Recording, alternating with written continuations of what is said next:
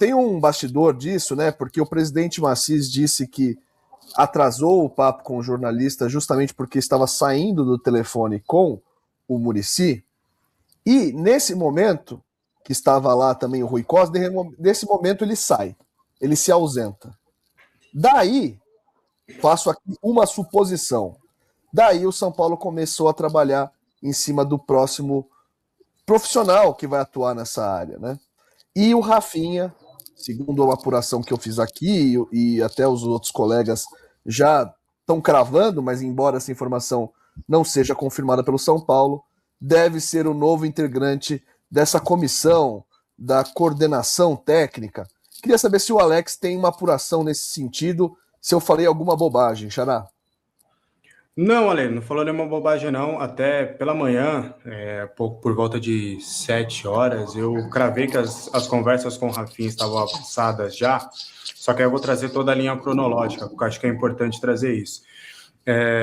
O Muricy, ele iria avisar, né, o Maciz nessa sexta-feira sobre a sua saída, e assim o fez. Só que o Maciz já sabia dessa saída do Muricy Ramalho, ele queria conversar com o Muricy Ramalho assim que possível, só para oficializar isso.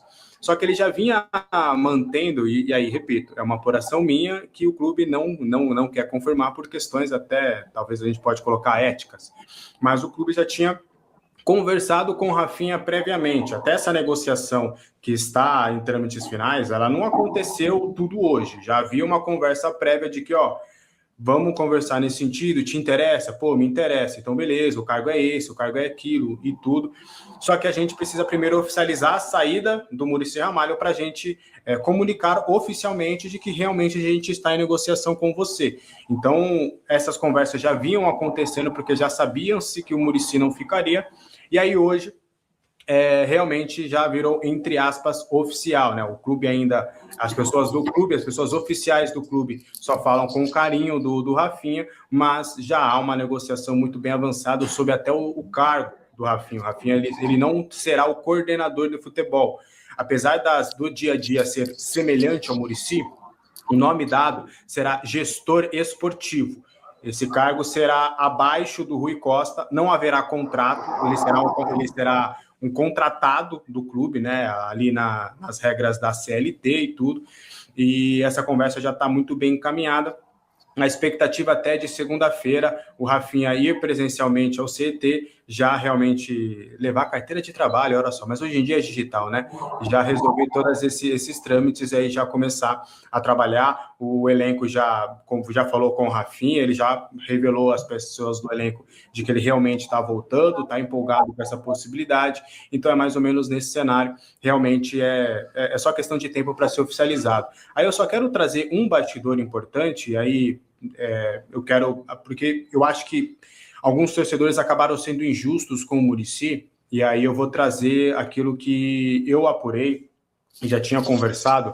No dia 24 de dezembro, no Natal, o querido Valentim Furlan, que estava lá, né, do UOL, que às vezes a gente faz live juntos, a gente estava conversando, a gente faz algumas apurações em conjunto, ele falou, tô sabendo aqui que o Muricy vai sair.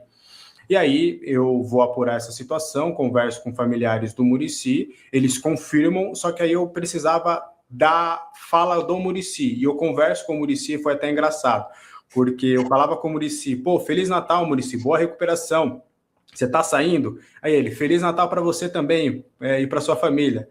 Aí eu, pô, muito obrigado, que a sua cirurgia seja muito bem sucedida e tudo, mas vai sair? Aí ele, vai dar tudo certo, tipo, ele desconversou sobre esse assunto. Só que no dia 24 ele já tinha realmente essa ideia de sair. E naquela ocasião, se a gente for pegar a linha cronológica, só, entre aspas, tinha vazado o caso do camarote.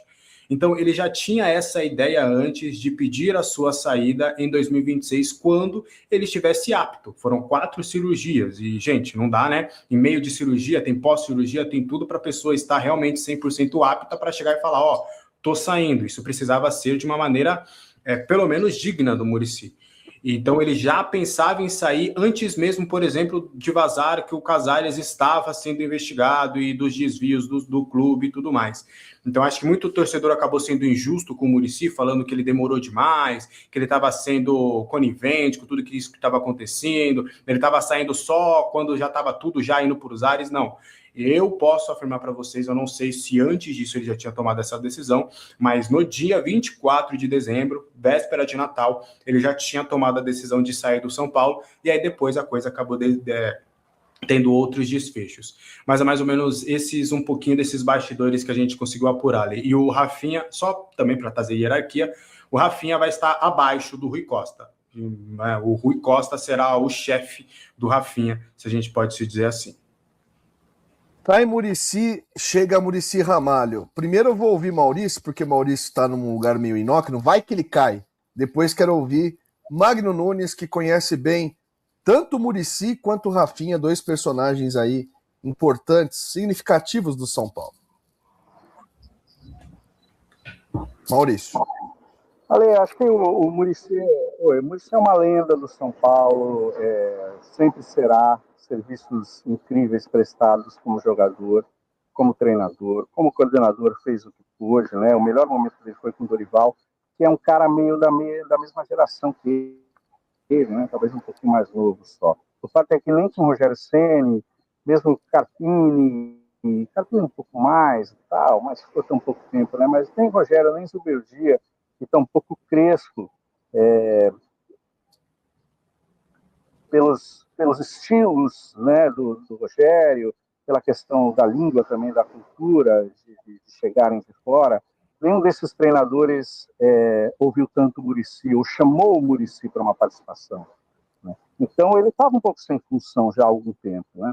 E agora, com esses problemas de saúde, então, o Muricy já teve que deixar a carreira de treinador por conta de problemas de saúde.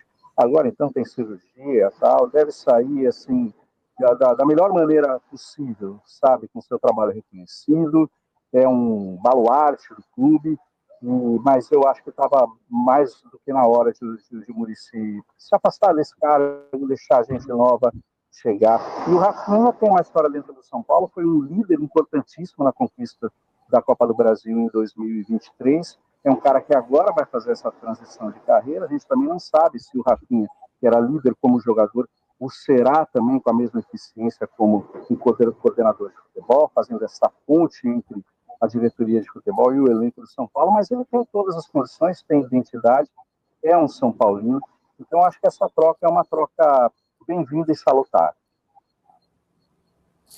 Boa. Magnão, você conhece o Muricy, teve com ele intimamente aí em algumas das conquistas mais recentes do São Paulo e também conhece toda a trajetória do nosso velho Mujica.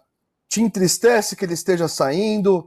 Essa ligação com o Casares também deve ter contribuído para essa decisão? Qual a avaliação que você faz dessa passagem do Muricy, essa última passagem do Muricy, a princípio, né, pelo Tricolor? Boa noite, amigos. Agora sim, tudo restabelecido por aqui. Maurício Barros está ali meio na tumba, mas tá tudo certo. Meio The Shine, né? Meio Jordan, né? Uma coisa um pouco ali conceitual e tudo mais. Eu acho assim muito triste o Muricy Ramalho ter que sair da forma como saiu, e a forma como o Muricy sai é ruim, né? Porque ele demorou muito para sair. Acho que a partir do momento que as coisas começaram a pipocar, ele deveria ter pego o chapéu dele e ter saído. Mas o Muricy é grande ídolo do São Paulo, não queria abandonar o clube e tudo mais. Acho que mais do que abandonar o clube é você tomar uma atitude que você não fique conivente com coisas erradas que estão acontecendo ali. Mas o Muricy é um grande ídolo da história do São Paulo e a história dele não vai ser apagada por causa desse período aí na administração tricolor. Espero que ele tenha aí uma boa recuperação e que, quem sabe, possa um dia retornar aí ao São Paulo e prosseguir com o seu trabalho, né? E a possível chegada do Rafinha, foi o que eu falei ontem na nossa transmissão, né? Particularmente, eu prefiro um cara que tenha ali um certo conhecimento de mercado e da função para poder desempenhar. Caso ele fosse um cara que tivesse ali uma posição que a gente comentou ontem, né, ligado ali a ser o CEO do clube. Como ele vai ser um cara ligado diretamente à ponte entre os atletas e a direção, vamos dizer assim? Acho que vale, porque é um cara que conhece o vestiário, conhece os caras, estava ali até outro dia. Então, acho que nessa função o Rafinha tem uma tendência a se dar bem. Só que uma coisa que o Rafinha precisa lembrar é ele não é mais atleta.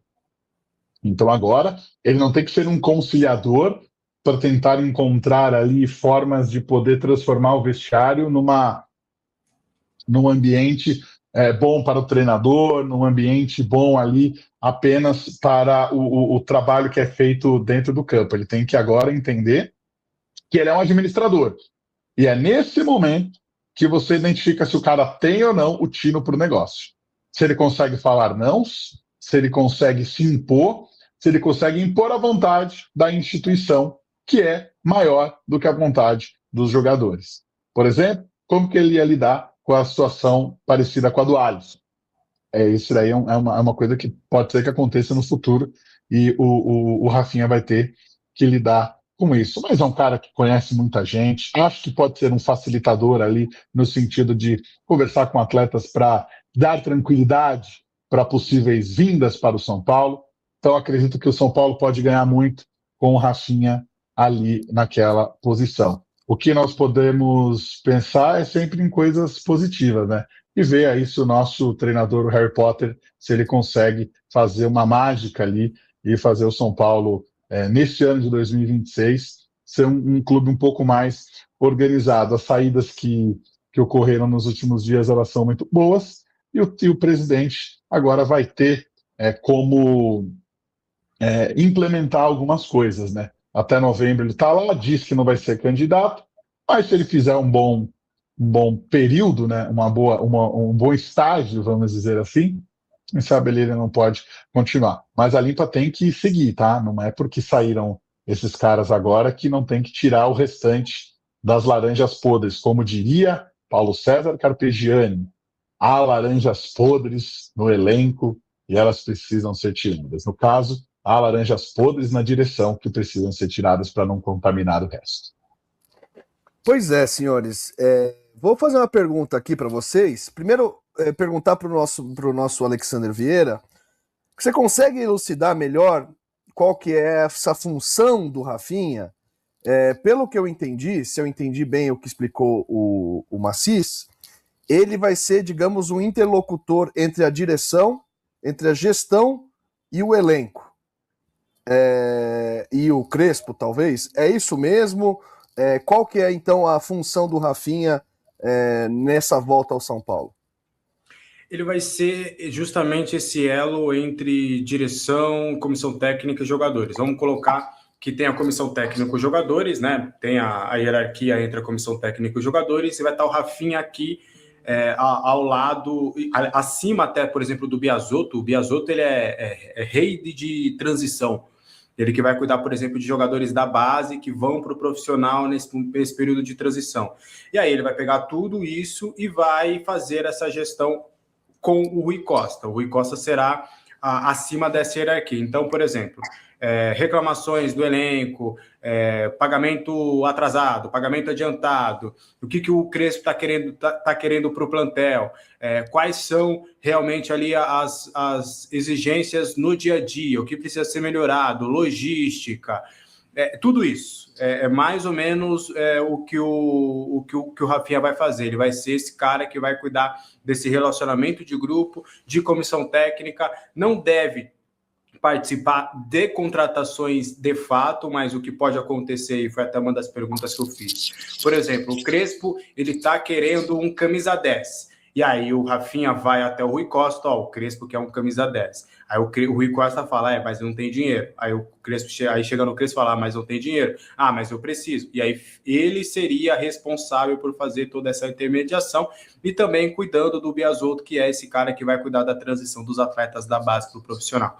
Então é um cara que vai fazer o elo do dia a dia, é o cara que vai se conectar vai ser talvez um dos caras mais cruciais do dia a dia, porque ele vai ser essa conexão entre as necessidades do elenco e a situação atual da diretoria. Ele vai ter que fazer esse jogo de cintura entre as duas partes, e aí foi o que o Magno trouxe. Como jogador e líder do elenco, ele fazia isso muito bem. Agora, ele sendo o manda-chuva, ele sendo o cara que realmente pode ajudar o Rui Costa a tomar as decisões, vamos ver se de fato ele vai conseguir se sair bem.